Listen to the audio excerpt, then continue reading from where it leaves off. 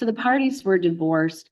There had been a divorce complaint filed in October of 23. The parties had separated in April of 22. So at least a year and a half or so, they were separated before the divorce complaint was filed. Of course, the wife was the petitioner in this matter. Mr. Mr. Johnson was not aware of the court date. The court date came, and there were certain findings that were incorporated into the divorce decree. Your Honor, we're essentially here on 5 issues, and those issues are that the wife, Mr.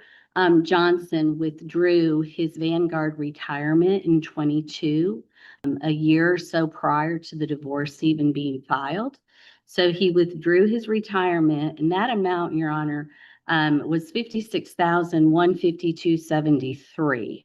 As Your Honor knows, there are taxes that are withheld from the retirement, and then at some point, he has not filed his 23 taxes yet. I do believe he's filed his 22, but I'll clarify that with my client. But there will also be a 10% early withdrawal penalty that would be assessed. So within the terms of the divorce decree, the wife was granted a judgment for 1/2 of the whole amount of the amount that was withdrawn, which in reality, that's not the amount that was received.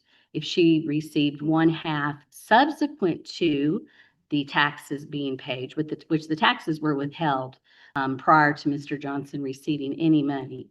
And then the 10% penalty, she would only be entitled to $19,653.46. And I would submit, Your Honor, that the proof will show that it's only fair if she's going to receive half, she should receive half of what actually was realized. And it will also be our position today, Your Honor, but for those monies being withdrawn by Mr. Johnson, what got paid by Mr. Johnson would not have been able to have been paid by Mr. Johnson, but for those monies. So she's already benefited from those monies being available.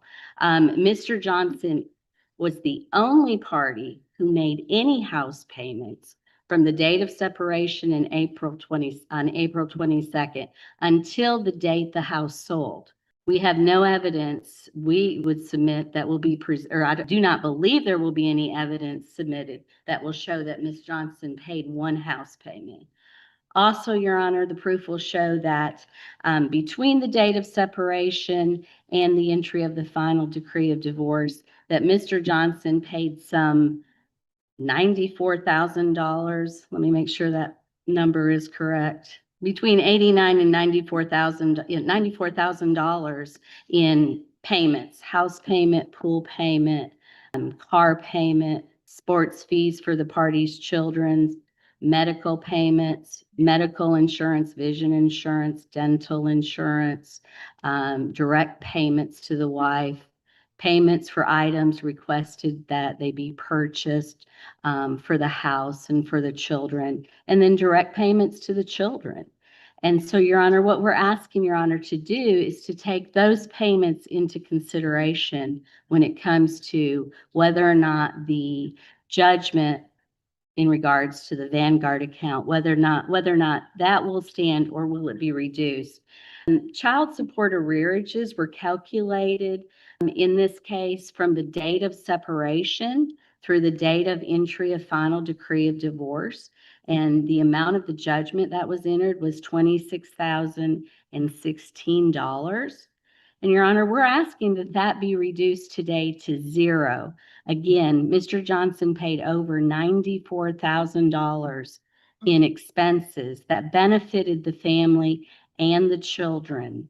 And those should have been presented on the day that the hearing was held.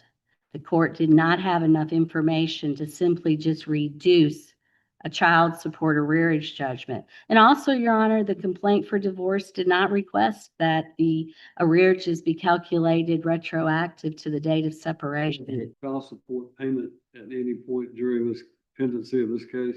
No, Your Honor, not during the pendency. There was no child support calculated whatsoever until the default hearing.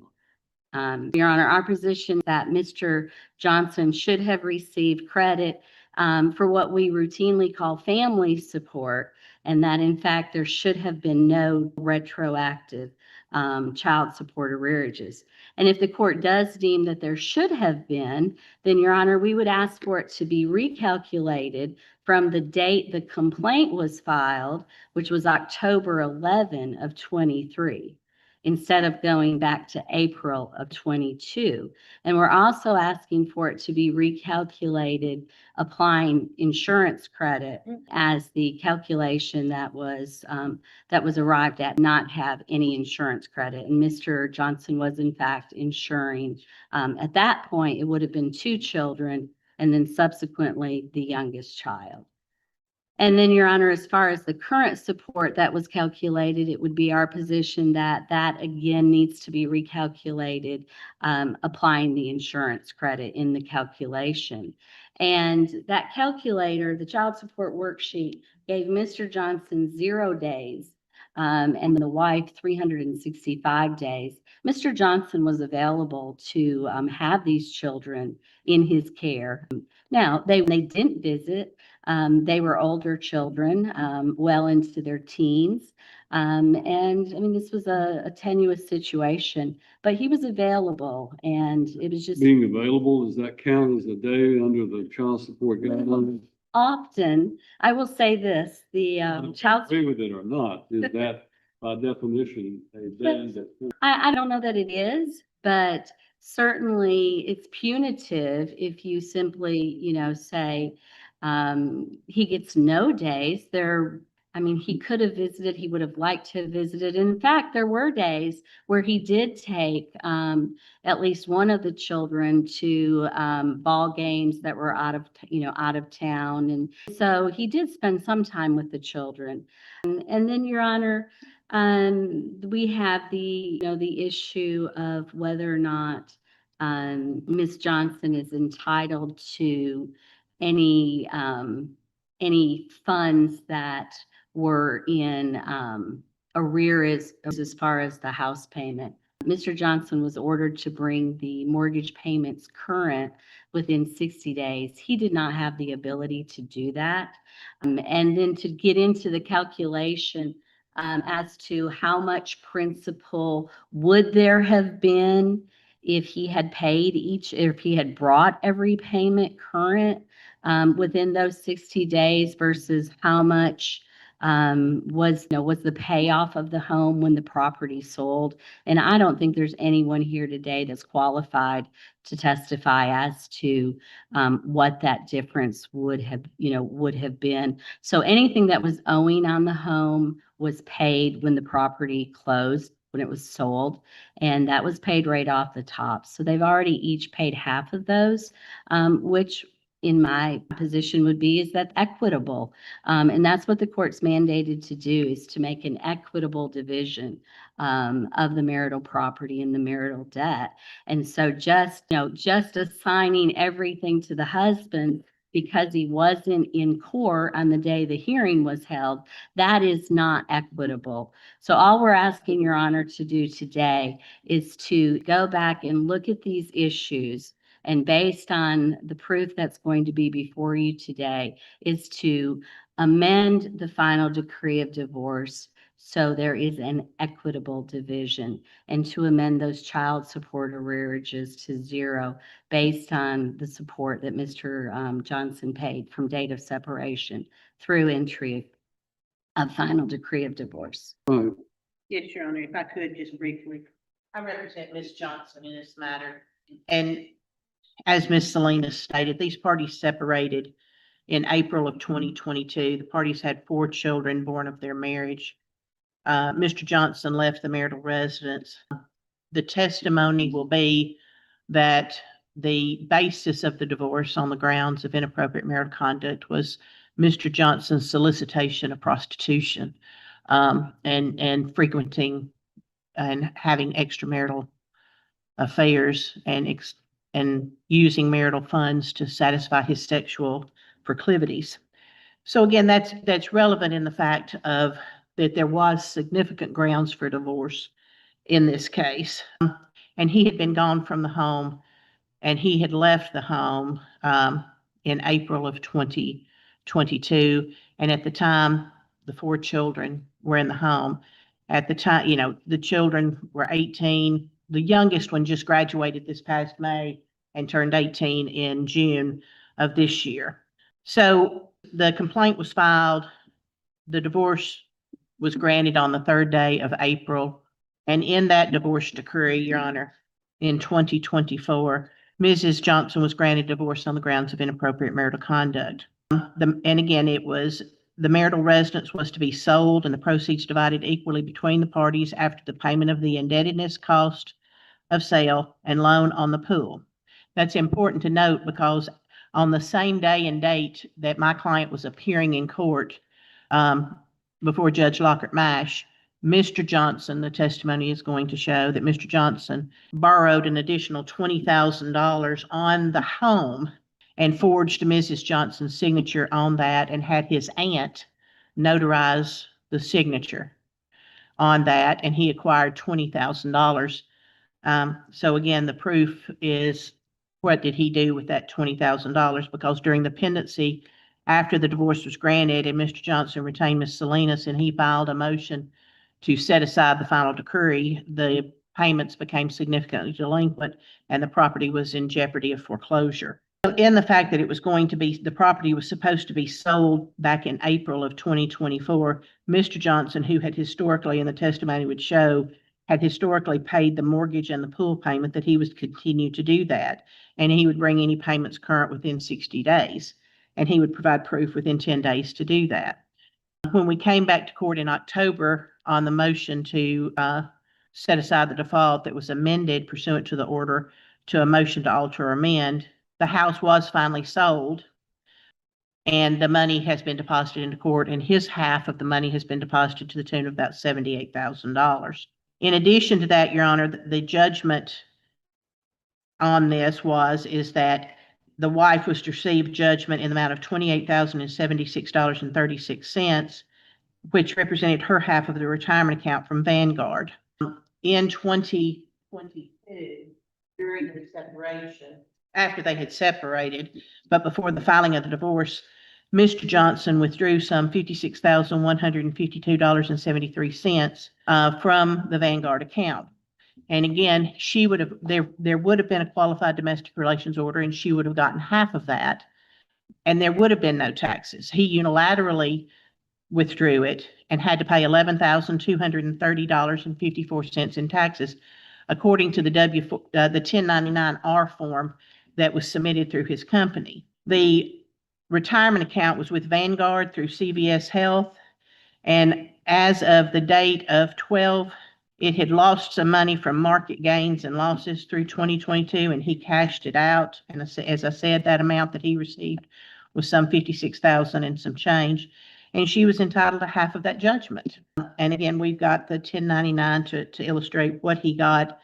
So if it had been there, then she would have had that rolled over.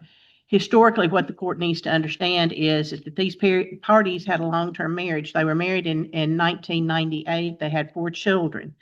For the most part, my client was a stay-at-home parent. She went back to nursing school in 2010, I believe it was, is when she started, like 2014, excuse me. She was a stay-at-home mom and worked as a tech, but she started nursing school in 2010, graduated in 2014, and began working in 2014. So for a big significant part of this marriage, she was a stay-at-home parent was not the primary breadwinner, and she did not have a retirement account. So these funds were crucial to her to fund a retirement when she reaches that age. So again, to ask for an offset for taxes for him unilaterally cashing it out. And the question would be is as Ms. Salinas has stated, he's not filed his 2023 taxes nor his 2024 taxes. So they come to court on a motion to alter amend, not fulfilling their obligation to produce their income. There's no tax records to be filed because he hasn't filed it. And again, I'm standing here and I apologize for not knowing because it wasn't provided in discovery. I don't think he filed his 22 taxes either.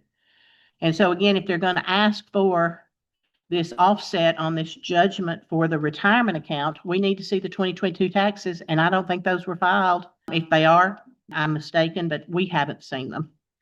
Additionally, in here, Your Honor, there was a judgment for medical expenses. Again, Mr. Johnson terminated my client's insurance without notice and telling her she had a medical emergency and incurred $4,422.38 in medical expenses when she did not have insurance coverage. And again, pursuant to the notice requirement under the statute for health insurance, he was obligated to provide that, or his employer was obligated to provide her COBRA, a notification of COBRA. That was not done, and the judgment was taken. Additionally, Your Honor, there was a retroactive support judgment that's contained in the parenting plan. And there are child support guideline worksheets attached on each one of those, because again, the children were were getting emancipated and aging out throughout the course of this time. And so the child support judgment is self-explanatory. And on those notes, Your Honor, right there, again, this is a Rule 59 motion to set aside. And Your Honor is aware that on the motion to alter or amend, the only thing that this court can do is to correct errors of law or fact, procedural or evidentiary errors, clerical mistakes, or to be in the to prevent manifest injustice. So that's the standard that has to be proven, that one of those things occurred before Your Honor can alter those. So again, if you look at just the judgments that we're trying to enforce in the final decree, from his $78,000, his half of the equity that's deposited with the court, the judgments are $58,514.74. And that's without post-judgment interest. He was ordered to pay child support for their one remaining minor child, and his child support obligation would have ended last month, June of 2025. His child support obligation was $775. And so I will tell you, in looking, if you want to look at the child support worksheets that are attached onto that, there was no credit for health insurance. But we don't know how much his health insurance for only the one child is. He has produced information saying he has health insurance, but the only information that he's produced post-hearing was that it cost, I think it was $330 some odd dollars. But again, that's not a breakdown, and there's no evidence or documentation from his HR to show where it came from or whether it was private pay, because we're only talking about what the cost is for this one child. And that's not been provided to us through discovery. So again, from a motion to alter or amend, if there was a clerical error because his health insurance was not included, he wasn't here to testify. And it was not there to do it. But again, what we have to do is do that. But then again, we have the secondary problem with is this man hadn't filed taxes for 2023.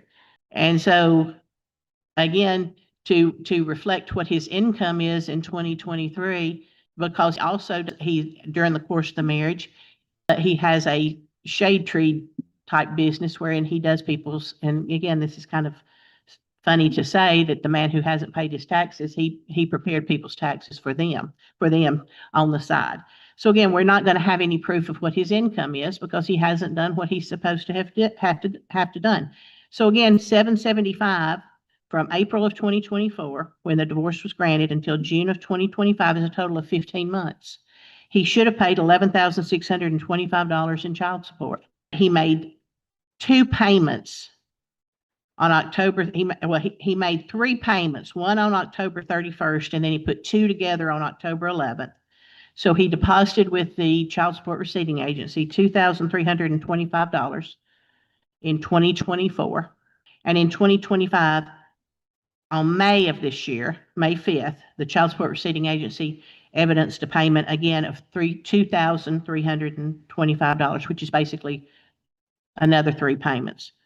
So if you take out the payments that he owed, the amount he owed minus what he paid, he owes $6,975 in retroactive and then goes to the issue of the $20,000 debt that he obtained. And this is where it becomes, he was ordered in the divorce decree to bring the payments current, the mortgage and the pool payments. Of course, there was, when they were before the court, they had no knowledge of this debt that he took out on the date of the final decree, but that was paid off on the closing. Mr. Bronner McCoy closed the property, and what was paid on this post-judgment debt of the husband was $20,125.54. We are asking for that amount to be reimbursed to her because number one, it was a fraud, it was that he obtained after the filing of the divorce in violation of the restraining order that he was served with. He incurred credit. And the reason we're asking for all of it, he was ordered to bring those current. We're not going back and saying, Judge, because he didn't make these payments, this is the difference in equity that they would have gotten. We're not trying to double dip. It's just the 20,000. So with that, of the 78,000 there, he owes approximately 75,000 to her. 75,000. Yes, Your Honor, the 58,000 plus the 69 and the 20,000. And then, of course, whatever attorney's fees that may have been incurred. Well, I'm glad we're going to start off the month of July with a simple, uncomplicated case. Ms. Salinas, it's Yes. your motion. You may call your first witness. Sure. I didn't mention this and I should have, but there is also a motion for return of husband's personal property. And I don't need to have it. That is before the court. All right. Your Honor, I'll call Mr. Johnson to the stand. Johnson, if you'll come right up. Those are the bank records. Your Honor, just so I don't forget, I do have Mr. Johnson's bank records, and an affidavit of the custodian records that I would like to evidence. That is, we agree that these can be submitted under seal. We'll mark them as Exhibit 1. Mr. Johnson, state your name, please. Troy Bruce Johnson. All right, and you were married to Stephanie Johnson, is that right? That's correct. And you heard Ms. Roberts state that you'd been married for several years. How long had you been married? Since September of 1998. 1998? Okay, and you had 4 children together, is Yes, that ma'am. right? And when did you separate? On April of 2022. All right, and when you separated, did you leave the marital residence? Yes, ma'am. And were you asked to leave? I was. Who asked you to leave? My ex-wife. Okay, and where did you move to? Originally, I moved to a hotel because I wasn't sure how long the situation would last. And after about 8 weeks, I obtained a separate residence in Clarksville, an apartment. All right, and do you live in Clarksville currently? Yes, ma'am. And so you had costs associated with the hotel when you moved, is that right? Yes, ma'am. It was about $460, A week, all right. And then what is your rent in Clarksville? $1,280 a month, And what was it when you first moved? $1,180. So it's increased since Yes. you moved. All right. And sir, when you left the marital residence, were you paying certain expenses to benefit the family? Yes, ma'am. And tell the court what those expenses were. At that time, fixed expenses were the mortgage, the house note. I also paid for a car note, a 2016 Honda Accord. And who drove that car? Stephanie. And Stephanie was your wife? Yes. Okay. And what other payments? We had installed a pool, and I was paying the pool payments at that time. All right. I also covered groceries quite often. Okay. I covered, let's see, a health insurance. I carried everybody on my health insurance. Okay. Um, Did you pay some expenses for did you have a daughter attending Tennessee Tech? Yes, ma'am. When Kayla first went to Tennessee Tech, we made the decision that we were not going to make her take on student loans. And who's we? Stephanie, well, my ex-wife and I. And with that, I paid Kayla's first year of Tennessee Tech out of pocket with money that I could drum up. And then were there some miscellaneous expenses that you also paid? Just some expenses here and there that you paid for the benefit of the family? Yes, ma'am. I paid. I have an HSA account that I put in money for that is withdrawn. Oh, it's not withdrawn. Sorry, it's funded pre-tax, and that is eligible for any kind of medical expenses, any kind of prescriptions, any kind of things that have to do with the medical side of our family cost. So I wasn't using that, but that was available for them to pay off whatever debts or any kind of incurred expenses. And then were you also sending Venmo payments to your wife and the children Not while I was there. I was after the fact. after you left the house? Yes, ma'am. All right. And was your wife working when you separated? Yes, ma'am. What was her job at that point? in She time? was, at that point, I think she was a travel nurse. A travel nurse? Is she a registered nurse? She is. Okay. And was her income comparable to yours? Yes, ma'am. All right. Your Honor, may I approach the witness? You may. Mr. Johnson and Ms. Roberts, I'm just going to do like one. Not this summer. No, I'll be exactly. Okay. All right. Let me look. All right, sir, what do you have in front of you? This is a payment history from Lakeview Loan Servicing Company. And what payment was associated with Lakeview loan servicing? This was our primary mortgage. All right, so that was the house payment. And how much was the payment per month? It moved based on the escrow. Okay, And on May of 10th of 2022, it was $2,181.78. How much? $2,181.78. all right. And sir, did you make that payment on May 10 of 22? Yes, ma'am. And then if you would just go through, now you provided me with bank statements and such. And those payments to Lakeview Loan Servicing, those were paid through your bank. Is that right? Yes, ma'am. And who do you bank with? First Financial Bank. Okay. All right. And if you would go through and if you would look at the dates of the payment and then the amount and just tell the court what payments were made and on what date. All of these. Yes, sir. On June the 1st of 2022, I made a payment of $2,257.39. On June 22nd of 2022, I made a payment of $2,257.39. On July of 26th of 2022, I made a payment of $2,257.39. On August the 30th of 2022, I made a payment of $2,257.39. Your Honor, again, I don't mean to stop the thing, but there are bank records and a summary sheet. I don't see the necessity of going, I mean, I would And think that that's would fine. speak for Okay. itself. It's been identified, so. And that's fine. So Mr. Johnson, did you make a total of $34,149.96 in house payments to Lakeview Loan Servicing? During your- Yes, ma'am, from May of 22 to July of 23, that's the amount that I paid. Okay, Your Honor, and if I can have that back. All right. We'll mark that as Exhibit 2. Yes, Your Honor. And then, sir, if you would look at the next one, and we'll do the same thing. What was Capital One? What debt did that signify? Capital One was the company that I used to finance the 2016 Honda Accord. And again, who drove the Honda Accord? My ex-wife. And at some point in time, did your daughter take the vehicle over? Yes, ma'am, that car was given to her when she turned 16. All right. And when did she turn 16? June 28, 2023. Okay. All right. And then you continued to make those payments. Is that right? Yes, ma'am. And so again, she would have been under 18 when you were making those payments to Yes, that ma'am. car. All right. And so your first payment that's on the sheet, is it April 25th of 22? Yes, ma'am. And then if you would flip over and look at the next sheet, when was the last payment made? And May the 6th of 2024. And you made all the payments listed on this sheet, is that right? Yes, ma'am. Okay, and what were the payment totals? $11,148.34. All right, and again, this benefited your wife and your daughter, is Yes, that ma'am. correct? Your Honor, we'd move to mark this as the next mark.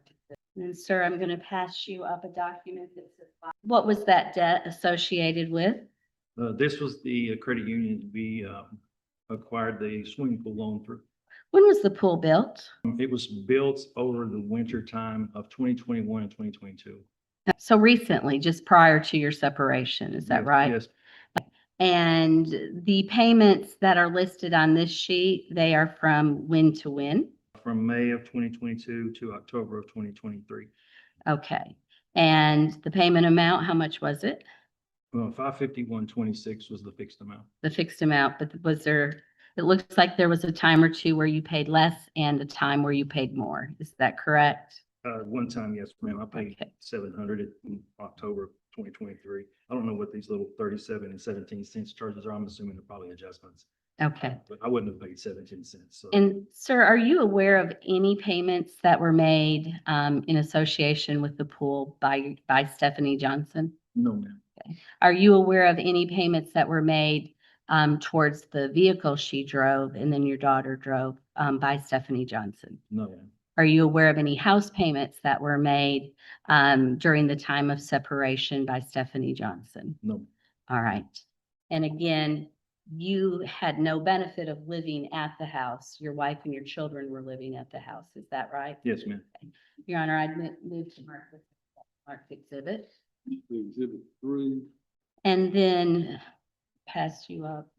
And sir, your health savings account, how did the funds get into your health savings account that you have through work? They were payroll deduction pre-tax. Okay, so they were deductions from income that you earned, Yes, ma'am. and that was available to your wife, and that was available for the benefit of your children as well. Is that right? Yes, ma'am. We both had debit cards. Okay. And sir, if you would look at these medical bills, if you would glance over them and state whether or not, in fact, you recognize these medical providers and payment amounts. I recognize them just because I've seen them through my statement. I did not handle this account. Okay, Stephanie basically took care of the payments to these people. to the medical providers. Yes, ma'am, because a lot of it was, we had a child that had a pretty serious health thing go on, and she had built some additional bills. Okay. And I think Stephanie probably just paid payments on those through agreements, Mhm. and she used the debit card, the HSA account, to take care of that. But these medical bills were paid through the HSA account or through your bank statement. Is that correct? Just through the HSA. Just account. Mhm. HSA. All right. And is it true that the payments date from June of 22 all the way through July of 24? Yes, ma'am. And what are those totals? 5,513.01. Okay. All right, Your Honor, if I may move to mark, this is the next marked exhibit. And then we have this one titled Sports. Mr. Johnson, were your children involved in sports? Yes, ma'am. Now, at the time of your separation, you had two children who were under the age of 18, is that right? 22. See, Hannah was born in 2004, and her birthday, she didn't turn 18 until 2000 or October that year. So actually 3. Okay, all right, but soon thereafter Yeah, too. so within Okay. 6 months. Okay, and what type of sports were they involved in? Hannah played soccer. Lauren played volleyball. All right, and so as you're looking at this sheet, if you would tell the court what is listed on here as far as what were you paying? Did you pay these expenses? Yes, ma'am. And it looks like a majority of them were for volleyball. Yes, ma'am. All right, and then the National Collegiate, what was that for? That was a recruiting clearinghouse, because at that time, we were looking at Lauren going to play volleyball via either mid-college or small college. And so that was part of a necessarily marketing her, getting her out there with website stuff and contacting coaches and that kind of stuff. All right, and then where you see, for example, a charge to Hampton Inn and Doubletree Hotels, what were those expenses for? Lauren traveled with Clarksville Volleyball Club, and they would do out-of-town tournaments, and some of those tournaments would require overnight stays, sometimes weekends, 2 or 3 days. Okay, And those, that's basically me paying to make sure that she had a place to stay. and that would have been in 23, is that right? Mhm. And did you attend those trips with her? Yes, ma'am. All right, and what is the total for the sports? 5,157.60. And again, that's from 9/26 of 22 to October 6th of 23, is that right? Yes, ma'am. And again, attached to this sheet is evidence of these charges in your bank statements. Or there are, if you would flip over some cash receipts, and were those cash receipts paid and then the receipt generated to you for that amount? Yes, ma'am. And there are 3 of those, is that right? Yes, ma'am. But everything else was generated through your bank statement. Yes, ma'am. We need you to speak up a little bit for our court reporter, and there you go. Is this That better? probably helps. Better? All right, and then, Your Honor, we would move to mark this as the next. That's six. And then, Mr. Johnson, the next document that I have passed forward, what is it? Is it insurance payments? Yes, ma'am. Now, you provided insurance for the family when you separated, is that true? Yes, ma'am. And you were having the premiums, were they deducted from your paycheck? Yes, ma'am. They were pre-tax from my paycheck bi-weekly. Okay, and behind this sheet, you did a pay stub. Yes, ma'am. And if you would look at the April 22nd pay stub and then go to your family, these were family premiums, is that correct? Yes, ma'am. All right. What were you paying for dental? $27.69 And was that weekly or biweekly? by And what were you paying for vision? $6, And what were you paying for Blue Cross Blue Shield? $332.31 All right. And do we have a total for that amount? for the whole thing. Mhm. Just for, The the 366 would have been the total for a biweekly. oh, yes, yes, deduction. that would have been the premium. Okay. And how many people were on that premium? All of us, all six of them. All 6 of you, but only 2 would have been on the child support worksheet. Is that right? Yes, ma'am. Okay. All right. Are you asking credit for those insurance payments on your child support calculation when you had the 2 children under 18? Yes, ma'am. Okay. And then if you'll flip behind that first pay stub, did your insurance in fact go down at some point? Did your wife come off the premium? Yes, ma'am. You don't deny that she came off the premium, No, is that ma'am. right? Yes. And why did she come off the premium? We went through a open enrollment in October, which we always do every year. Mhm. And if your spouse, according to my work, if your Objection hearsay. You can't say what your employer said, but I'm going to ask you, oh, okay, okay. was your wife aware that she would be coming off your insurance? No, Your Honor, again, I'm gonna object to the form of the question, what she was aware of. I mean, again. I can just the form of the rephrase. question. It's improper. Yeah, Mr. Johnson, did you and your wife have conversation about her getting her own insurance? no, ma'am. All right, did you notify her that she would be coming off your insurance? No, ma'am. You did not. Okay. All right. Did you believe she had her own insurance through her employer? Yes, ma'am. You believe that she did? She had the availability. Okay. Okay. All right. And so let's go through October 23 through May 24, there was a reduction. And if you would look at that pay stub, that second pay stub, what were you paying for dental? 2077, And what were you paying for vision? 323, And what were you paying for Blue Cross Blue Shield? 283.38. And look and see if you were paying 257.08. Ms. Salinas, what paycheck are you looking at? I apologize. It's the it should be the one, let's see. Payday Oh. 11/23. I think that's the one. It The should May, be the, yes. May is the second one. I need to Yes. look at it. October, November. November is 257.08. Yes, it has payday 11/3/23. Yes. Okay. All right. And the total amount of that premium biweekly was how much? 281. Okay. And again, and there were not 6 people on that. I may have that calculation incorrect, so we may have to adjust the final insurance credit, but there would have been 5 people at that point in time on the policy. Is that right? Yes, ma'am. Okay. And so we will have to make an adjustment there. But again, at that point, there only would have been 1 child being covered. Is that right? From October 23. Your Yes, ma'am. second youngest daughter turned 18. 18 in October. Okay. Yes. But when would she have graduated? She wouldn't have graduated till May. Okay. So we know though that the total premium biweekly was 281.08. Yes, ma'am. Okay. And Your Honor, there will need to be an adjustment because my math I had kept 6 on the policy and there in fact would have been 5.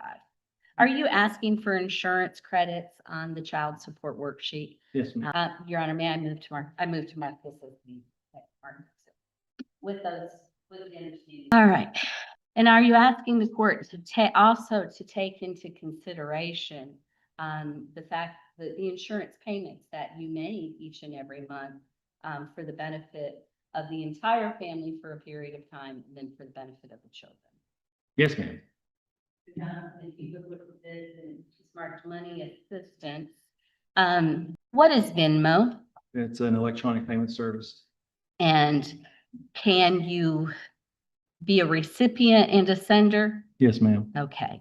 And in this case, were you the sender? Yes, ma'am. Okay. And what does this sheet signify? Various payments to people in my family. Okay.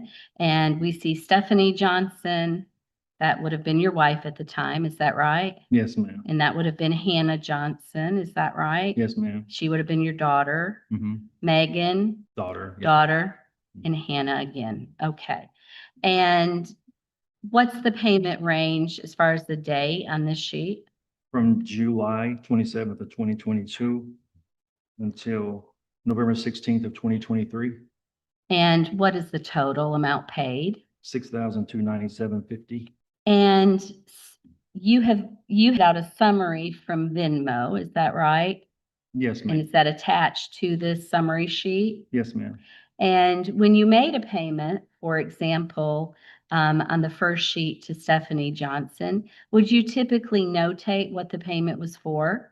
Yes, ma'am. Okay, if you would look on that first sheet, where it says Stephanie Johnson on July 28, 22, what was the notation? Soccer stuff and backpacks. And would have that been for the children? Yes, ma'am. And then the next one was volleyball fees for Lauren? Yes, ma'am. Okay. And again, you can go through and you can see in the memo, so to speak, why you're sending money. Yes, Is that ma'am. right? Mm-hmm. Okay. And if you look on, I think it's the second page, there was one that I don't have highlighted for Kayla. Kayla would have been an adult at that point, right? Yes, ma'am. But there was a payment for $700 and it says rent at Tech. Oh, yes, ma'am. That was for her apartment. So again, you were also paying expenses for your daughter who was at school. Yes, ma'am. Okay, but she was an adult and we have not included those in these figures. Is that right? No, ma'am, I did Okay. not. Your Honor, I'd move to mark this as the next marked exhibit. Is this 8? Yes, that's what I have. And then, Mr. Johnson, are you asking the court to take those Venmo payments into consideration in determining whether there should be any adjustments in regards to the judgments that were entered against you in the final decree? Yes, ma'am. All right, and I'm going to pass you items ordered for the family. If you would explain to the court what that means. Sometimes they would, might come to me and say, "Hey, Daddy, can you help me with something?" Okay? And would your wife do that sometimes too? I don't know. I mean, I would assume she would, but I don't know. I don't have her records. Okay.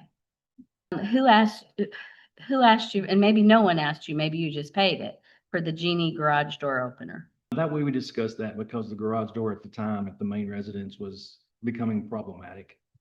And so, I just bought a new one and installed it. At the marital residence? Yes, ma'am. All right. And then you bought some wheel rims. Who were those for? Those were for Stephanie's car at the time, the 2016 Accord. And a Dyson vacuum. Yes, Who- ma'am. Who is that for? That was for the home. Stephanie was, we had gone to dinner not far before this period right here, and instead, because there was two long-haired animals in the house, the dog hair was almost unbearable, and she went into a new vacuum to handle that. So I And bought that. you bought it. All right. And then Amazon leggings, Those were Lauren's volleyball stuff. and then the Apple MacBook. That was for Lauren's school. And then there was an HVAC repair. Yes, ma'am. That's Adam Ziegler's HVAC company. And was that for the marital residence? Yes, ma'am, for the drain air conditioner. And what was the total on those amounts? 3,196.11 Okay, and what was the date range? from September of 2022 to August of 2023. And we have attached verification of your order details for those items. Is that right? Yes, ma'am. And Your Honor, I'd move to mark this as the next marked Mr. Johnson, are you asking the court to consider those amounts of monies in determining whether or not there are any reductions to the child support judgment or the other judgments that were entered against you? Yes, ma'am. Now I want to back up while I think about it.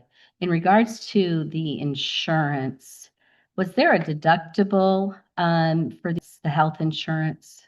Yes, ma'am. Where I work, they use what's called a high deductible insurance plan. And they couple that with an HSA account that you can also fund on. The deductible for a single member family is $3,500. Or for individual, and then for family, it's $6,500 before reinsurance kicks in. So the medical expenses of your wife that weren't paid, had they been paid, would there have still been a deductible that would have needed to be Oh, met? yes. And would the entire, well, if the deductible hadn't been met, Question is objected to as the calling for speculation on his part. Your Honor, I asked him if the deductible would have had to have been met. I think he certainly would have knowledge of whether or not, just through practical experience, having insurance with deductible. Normally, the deductible has to be met. Your Honor, in his previous testimony, he said he did not handle the HSA account. He did not do anything about that, and he did not know it, and that he only submitted that document because that's what he looked through his account. He testified he knew nothing about it. So to make an assumption that because he canceled the insurance without notice, that a deductible would or would not have been met is speculation on his part based on his testimony. Sustain the objection. Are you asking at a minimum that your wife be ordered to pay half of her medical bills? Yes, ma'am. All right, then I'm going to pass you forward titled C&W Pools. Who are C&W Pools? That's Carl Chambliss's pool company out in Joelton. All right, and would they come to the pool from time to time at the marital residence? No, ma'am. They basically gave us supplies. So you would buy I supplies. would buy supplies from them. And in September of 22 and May of 23, did you buy some supplies for the pool at the marital residence? Yes, ma'am. Salt and such. Okay. And again, you weren't living there. No, ma'am. Your wife and children were living there. Right. And how much were those supplies? $97.24. Are you asking the court to consider that payment as well? Yes, ma'am. Your Honor, if I could mark those. Mr. Chairman, And Tennessee Tech, let me have this. This is for your daughter who would have been an adult at that point in time. But again, did you and your wife discuss that you were gonna help her? Yes, ma'am. And you did help her, Yes, ma'am. and that did come from money that you earned. Yes, ma'am. And what amount did you pay to Tennessee Tech in 2022? 2006-14-52. And are you asking the court to take that into consideration in regards to family support that you paid to benefit the family? Yes, ma'am. And if you'll look behind again, is that evidenced, that payment, those payments evidenced by your bank statement? Yes, ma'am. Your Honor, I'd move to mark that as the next mark. And sir, who's Dickens Turf? They are a sod and surf and lawnmower company. I think they're in Dixon, Tennessee. And what was purchased from Dickens Turf This was a lawnmower repair for our zero-turn lawnmower. at the marital residence? Yes, ma'am. And who was using the lawnmower at that point in time? Well, I wasn't there at that point in time, so I guess Okay. Stephanie was. Okay. All right. And are you asking the court to consider that payment as well? Yes, ma'am. And it was evidenced by your bank statement, is that right? Yes, ma'am. All right. Your Honor, I'd move to mark that as. And then lastly, child support payments. You have, since the entry of the final decree of divorce, do you agree that you have paid a total of $4,650 in child support payments to Ms. Johnson? Yes, ma'am. All right, and those are evidenced by a printout from the state, money order receipts, and a cashier's check. Is Yeah. that right? Yes, ma'am. All right, and are you asking that this amount be applied towards what you should have paid towards child support? Yes, ma'am. Your Honor, I'd move to mark that as the next one. Sir, I'm going to pass you up a summary sheet, and you and I have gone over this together. Is that right? Yes, ma'am. And all of the totals that we just went over from May of 2022 through the entry of final decree of divorce. How much did you pay? $94,265.96. All right. And sir, again, you weren't driving the Honda. No, ma'am. You weren't living at the marital residence. No, ma'am. Um, you weren't benefiting from that whatsoever. No, ma'am. Okay. And as far as you know, your wife didn't make any payments in those regards. No, ma'am. And I don't know if I asked you this, but were you and she earning comparable income at that point in time? Yes, ma'am. All right. What do you earn? What do I bring home? Well, no, so what do you do for a living? I'm a senior financial analyst for a healthcare company. All right. And You making that last statement? Oh, yes, Your Honor. Yes. All right. If I could move to mark that as the next mark. Thank you. All right. Who do you work for? Mitchell International and its subsidiary, which is in Light. Now, the child support worksheet had your income and Ms. Johnson her income very close to one another. Is that right? The original one, yes, ma'am. And you're not disputing that income, are you? Although you may be a bit higher now. Would that be accurate? Yes, ma'am. Pass this to you. And this is a document that Ms. Crabtree approved. Is that right? Yes, ma'am. And what does it have your income being $6,250 per month? per month, And what does it have your wife's being? $6,500 per month. Okay, so you both had about the same amount of income per month. Yes, ma'am. Have you filed 2022 taxes? Yes, ma'am. And were those they requested in the interrogatories? No, ma'am. What was requested in the interrogatories and request for production of documents? 2023 and 2024. Okay, and you have not filed those returns, is that right? No, ma'am. And, I have filed extensions. but 2023 extension, in all fairness, would have been October of, Right. So I have not filed that. okay, so you're late filing those, is Yes, that ma'am. right? Yes. And do you intend on filing those? No, ma'am, I'm actually in the process because the electronic payments moved to everything that you received electronically was taxed through a 1099-K. And because of that, I had inventory from COVID that I had sold at a massive loss. And my business that I was supposedly running did not count as a business any longer. The time threshold, it fell under as a hobby. And because of that, I have another accountant looking at it. But as it sits right now, I'm getting a refund of about $750. So I won't be assessed any penalties or interest. Okay, and that was going to be my next question.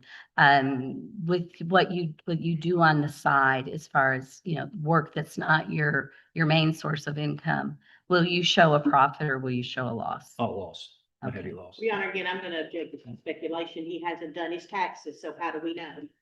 Well, Your Honor, I think, let me ask him a question and then I think. Well, she took Pertaining that. as to that question, you can re-answer. Have you kept records and do you have enough information in front of you to determine whether or not you had a profit or loss? Yes, ma'am, And are you going to have a profit or a loss? a loss. Okay.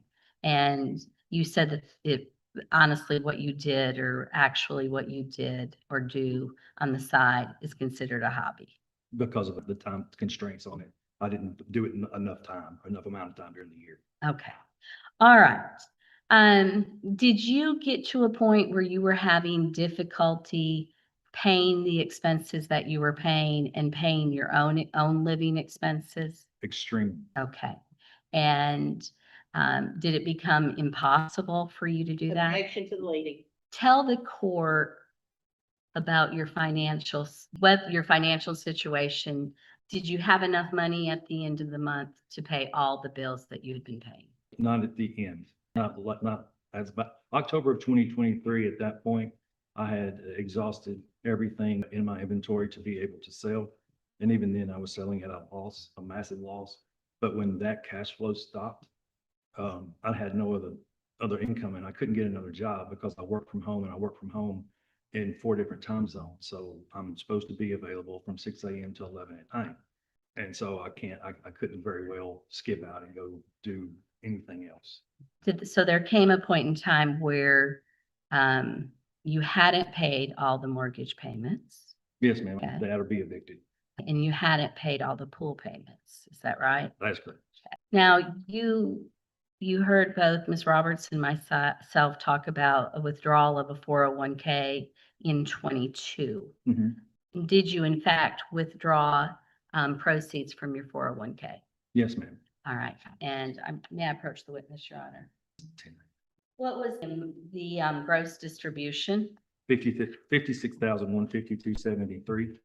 And was in fact federal income tax withheld? Yes, ma'am, of 11,230.54. And so that money was deducted from the 56,152.73, is that right? Yes, ma'am. And sir, at some point, will there also be a 10% penalty that you have to pay? Yes, ma'am. Now, this money that you received from the 401k, how was it applied? Where'd it go to? I used it to basically support both households. Okay. And without that money, would you have been able to do so? As No, long as you had? no, ma'am, there's no way. Okay.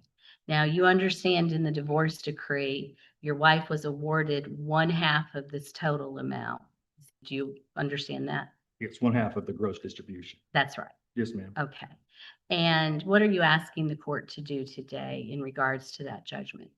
I would like for them to take into account all I paid and say, hey, you used this money to sustain the household for 2 years. But if not, at least take into consideration taxes and And the penalty penalty? withdrawal. Okay. All right. So essentially, how much, the penalty would be how much? 10%? Of the gross distribution. Yeah, so roughly $5,600. Okay. And then plus the Your 11. Honor, I'm gonna object to speculation unless there's some document from the 401k about how much there was a prepayment penalty. Then again, it's speculation and hearsay. Well, Your Honor, I think it's in the code. Have you ever taken a distribution previously? Well, let me ask you this. Tell me what your job is. You do people's taxes I do that. occasionally, right? Let me rule on the objection. I'll sustain the objection that you may rephrase your question and see if you can get it, but it's not objectionable. Via your knowledge as somebody who occasionally does taxes for individuals, is it a standard penalty of 10% when someone takes an early distribution from a qualified retirement account? Yes, ma'am, from prior to retirement age. And There what were is that some. age? 60, I think 62. It moves, it has moved, it has gradually gone up. Before the penalties, I think it's 62 now. Are Now, there there, was some provisions back in COVID. If you would have withdrawn your 401k or your IRA during the 2022 COVID outbreak, that they did waive those. And then they also allowed you to pay those, any kind of taxes over 3 years. You were given a 3-year window to be able to take care of the taxes also. That's the only difference I know of, Okay. as far as, all right. Are you asking the court at a minimum to deduct the taxes that were withheld from this distribution prior to the splitting of the 401k? yes, ma'am. Okay. But you're also asking the court to reduce that judgment to 0 based on the fact that you used it towards contributions to benefit the family. Is Yes, that ma'am. right? Okay. Your Honor, I'd move to mark this as the next marked exhibit. 15, Would your wife text you from time to time and just ask you for certain things or for you to do certain things, either for herself or primarily for the children? Yes, ma'am. And what do you have in front of you? What does this text message reflect? It's asking for Hannah, who was playing soccer at the time, for me to run to Academy and buy some undershirts, long sleeve for Hannah and a little girl named Crystal, who also played soccer with Hannah.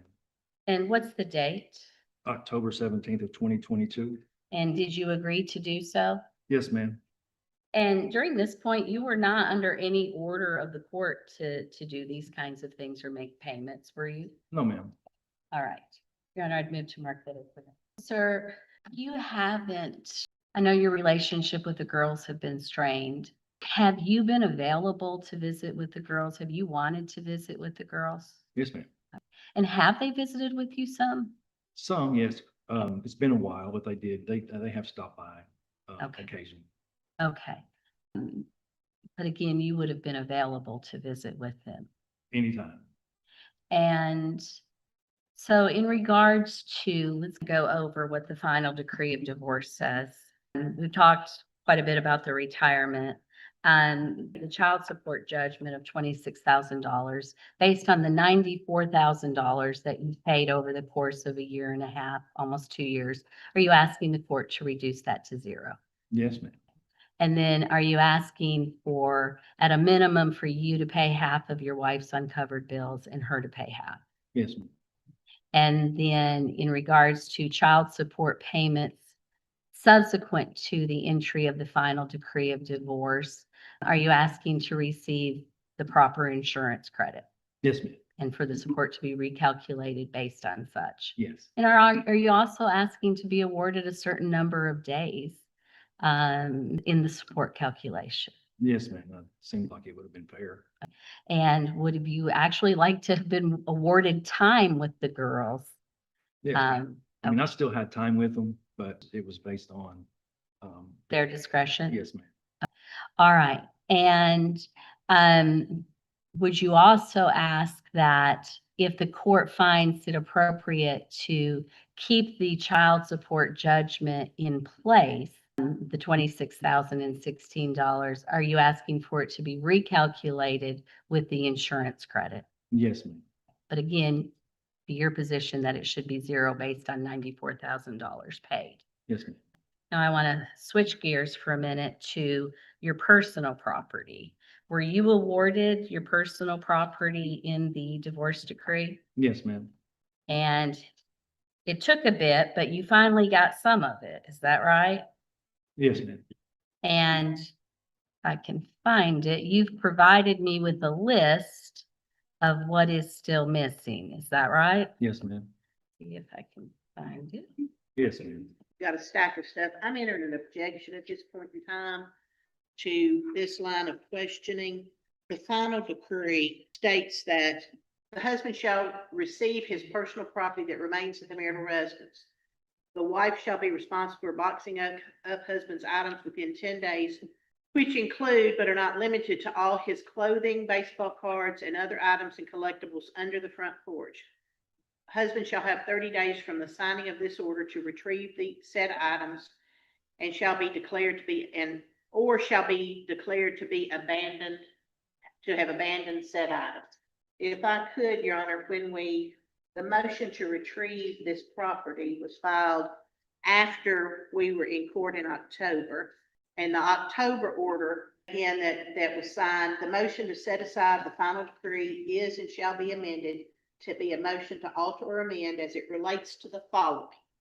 1, the amount of money owed to the wife from the husband's retirement account, including but not limited to the funds withdrawn by the husband prior to the filing of divorce. 2, the amount of money owed to the wife mother for retroactive support calculated from the date the parties' separation up to the date of the divorce. The amount shall be determined based upon the requirements of the child support guidelines, including but not limited to the parties' income, cost of health insurance, the number of days each child resided with each parent. The husband, father may also request credit to offset for a marital debt payment he solely made during the time of the separation. 3, the amount of medical reimbursement owed to the husband of the wife.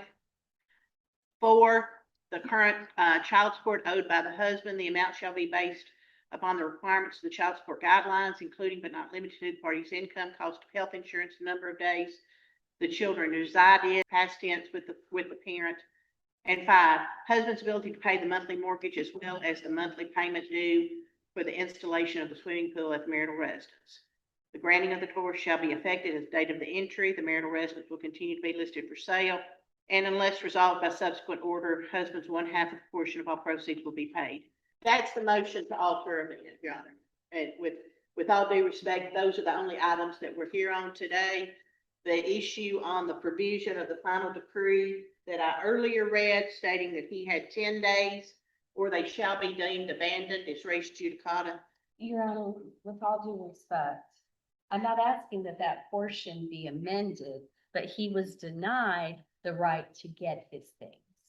And when we were in court on the motion to set aside the final decree of divorce, we had discussed that fact and that he would be given a code to go in and get his things, because at that point in time, the house was on the market for sale. So we were supposed to be given a code to be able to go get his things. And we were never given a code.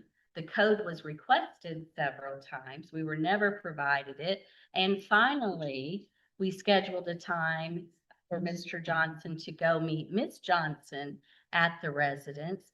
She didn't show up, but instead sent their children to show up.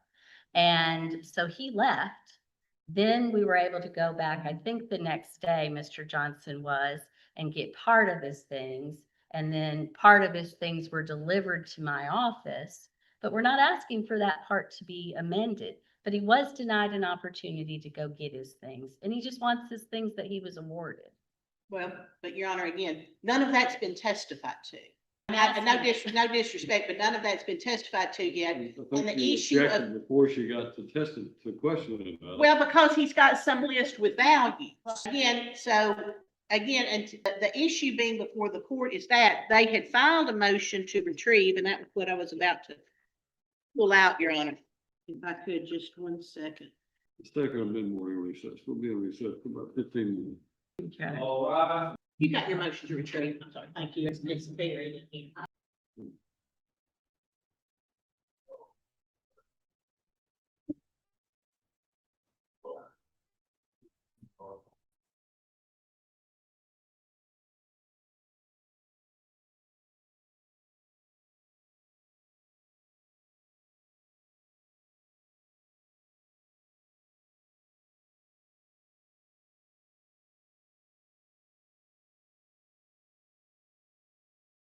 October, we entered this order. And again, so the ruling of the court from the April divorce decree did not list any items. That, so to open that back up just is in the motion, again, these are the items I'm claiming are the separate items of personal property. So we do not dispute that he was awarded personal property. Wife will be responsible for boxing up husband's items within 10 days, which include but not limited to his clothing, his baseball cards, and other items and collectibles under the porch. Now, I mean, that's it. His clothing. But it says included but not limited to his clothing, his baseball cards, and other items and collectibles under the front porch. We have a list now provided to us that there's no notice. I mean, again, from a pleading standpoint. There was a list on the motion. Right, but again, Mhm. that there's an amendment to say these are the items I want, because this is going to necessitate a division of, you have to piecemeal it, Your Honor, is the trial court had to make an equitable division of assets. And that was Judge Lockhart Mash. Exactly. The second order was entered by Judge Turnbow. And I am the third judge who is handling to touch this case and try to now come back in and fix all of the problems, correct? Third time the charm, Judge. I was thinking about the third strike, you're out, but that was more or less, depends on it.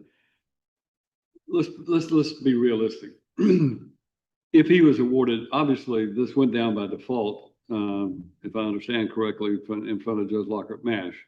So the 10 days to box up the items and the 30 days for him to recover it, they aren't specified. If there is a motion down to alter or amend, then the provisions, and of course, then Judge Turnbow specified in that order that was entered, and the parties were trying to avoid setting aside the default judgment and, go ahead and proceed to be divorced. But then they agreed, or rather it was decreed by Judge Turnbow, specific items would be, that the decree would be amended to allow certain things. Now, this is a court of equity, and as a result of that, it would certainly seem to me that if he has been awarded certain items of personal property, that at some point or another, we were going to have to litigate. If there was a dispute about what was his or what was not, then we were going to have to litigate.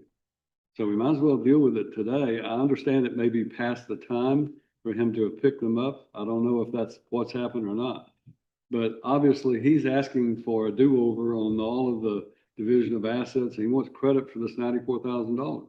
Well, to consider all of that, we're basically going to be relitigating the entire divorce as to the property issues, because then I'm being asked to also weigh in there his personal property that he's saying he hasn't gotten that he wants. And we're going to have to value those items, and those items will then have to be considered by the court in the overall division of the property that was issued by a different judge. So if I sound irritated about it, I intend to. The fact of the matter is that this is not, in my opinion, something that can be easily dealt with. And so for that reason, we're slogging it out in this case. I'm going to allow her to go into the property division, but that also means that the value of those items is an issue that will have to be determined as well. So the value of all the items my client received from the marital residence as opposed to what he received. No, I'm saying that the personal items that he is saying he wants, but he didn't get, if there's something there, is that what I'm saying? Is what I'm understanding? Well, What's the problem with giving him the items of personal property? that's not, it's the valuation saying I can do some offset from these other things is where I'm taking issue of, is what I understood when I stood up and objected. He said they were going through the value and he wanted an offset on what he was denied. Now, that's where going in and litigating through the motion saying, these are what I deem was my personal property. And putting in that I think it was a solid gold class ring, things like that. I don't object to that. It's the valuation and the offset against some judgment that has been awarded to him. Well, I think the real question becomes, number one, does the motion to alter or amend really address the property division as to his personal items? Because that's seems to me to be the real issue. I think he's entitled to his personal items, but it wasn't specified in the final decree. Of course, you didn't draft it. Ms. Roberts didn't draft it. I didn't rule on it. And so as a result, we're in a real pickle Well- because of the fact that right now, it was never identified what were his personal items. No, it's very vague, including but not limited to. And she got the rest, residue and remainder type thing. So my issue is I have no problem him coming up there and saying, I was not given my gold class ring. I was not given my, and again, I apologize, my solid gold cap for my teeth. And then she coming up and saying, I don't have it, it wasn't there.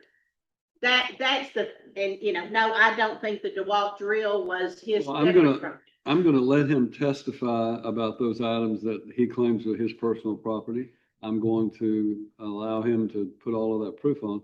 And then whether or not I would even consider an offset is really the issue. And that's an argument that we made.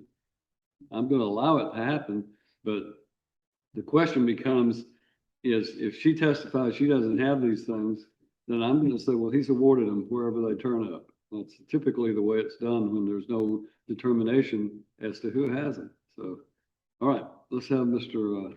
Johnson come back to the scene. Mr. Odle, I'm not optimistic that your case is going to be reached today, considering that we're still on our first witness in this case. It is the day before the 4th of July. We will be adjourning court at 4 o'clock. Come hell or high water. And if we don't finish this case, we'll find another day this month to come back to it. I believe we'll finish it. We just have the parties to testify, correct? Did we Yeah. finish today? Yeah, I'm sorry, I was talking to my Oh, phone. I yeah. didn't hear what was said. yeah, I can imagine we wouldn't finish today. Yeah. My client's testimony is going to be, direct examination will be relatively short, an hour.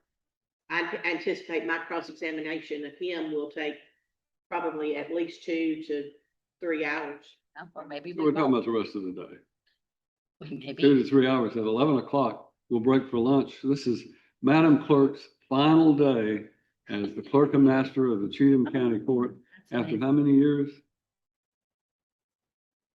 1988 until today. She started a year after I did. And as a result, we're gonna take a lunch. I don't know if you have plans. Well, and we'll- we might. But we are gonna break for lunch. And then when we come back, we'll give you the rest of the afternoon. Mr. Odle, you've heard what's been said. You can stay around and see what's going on or do something else, so. That's who I'm talking to. That's all right. And Your Honor, Ms. Roberts and I may be able to go through this list and narrow it. Do you think there's some potential that we could do that over lunch? Okay, Maybe? there's some things that, like I said, we tried to do, and we just didn't, I mean, a ladder, you can come get. These are the. So we might be able to narrow that list. Whatever you want to do. I'm here. I'm on the bench and I'm I ready don't- to hear whatever proof you put on. I don't know if Your Honor would want us Judge, it's to. 11:21. Yeah. When were y'all planning on going out for your lunch? Noon, Noon? but unless you need us to go early. Well, I was just Well, gonna that's say, what I was yeah, thinking. I don't mean to, I was just thinking if you break early, let Miss Salinas and I go over this list, and then if we're not You gonna. ready to go to lunch? are you hungry? All right, we'll just break for lunch until 1 o'clock and give you a chance to go over that and, we'll go take care of the other business, so. All right, Thank you, Your Honor. stand in recess till 1 o'clock. All right.